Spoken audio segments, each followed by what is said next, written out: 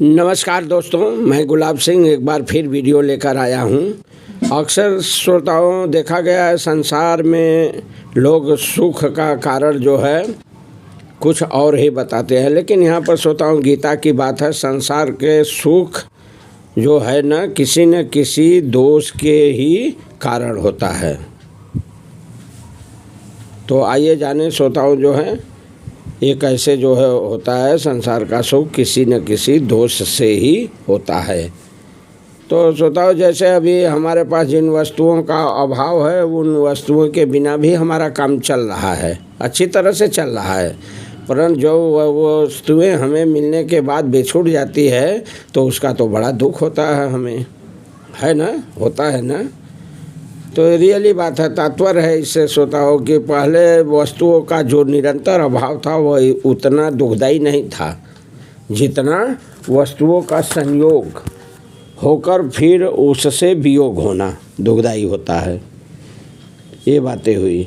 ऐसा होने पर भी मनुष्य श्रोताओं अपने पास जिन वस्तुओं का अभाव मानता है उन वस्तुओं को वह लोभ के कारण पाने की चेष्टा रखता है। तो इस तरह से विचार किया जाए तो जिन वस्तुओं का अभी अभाव है बीच में प्रारब्धानुसार उनकी प्राप्ति होने पर भी अंत में उनका अभाव ही रहेगा। तो इस तरह से हमारी तो वही अवस्था रही जो कि वस्तुओं के मिलने से पहले थी।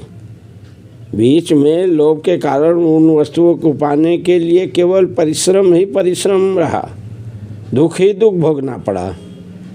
बीच में वस्तुओं के संयोग से जो थोड़ा सा सुख हुआ वह तो केवल लोभ के कारण ही हुआ।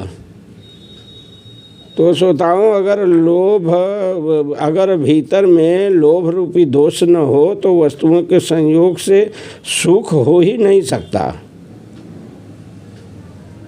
ऐसे ही श्रोताओं मोह रूपी दोष न हो तो कुटुंबियों से सुख हो ही नहीं सकता।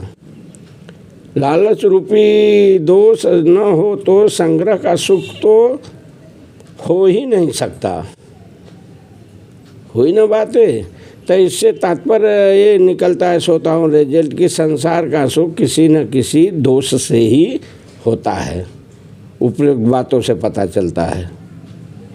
कोई भी दोष न होने पर संसार से सुख हो ही नहीं सकता श्रोताओं। लेकिन लोभ के कारण मनुष्य ऐसा विचार कर ही नहीं सकता। यह लोभ उसके विवेक विचार को क्या कर देता है, लुप्त कर देता है। तो इस तरह से श्रोताओं ये सत्य है, गीता की बात है श्रोताओं। ये संसार का सुख किसी न किसी दोष से ही होता है। तो श्रोताओं कारण और भी हैं लेकिन यहाँ पर समय का अभाव है।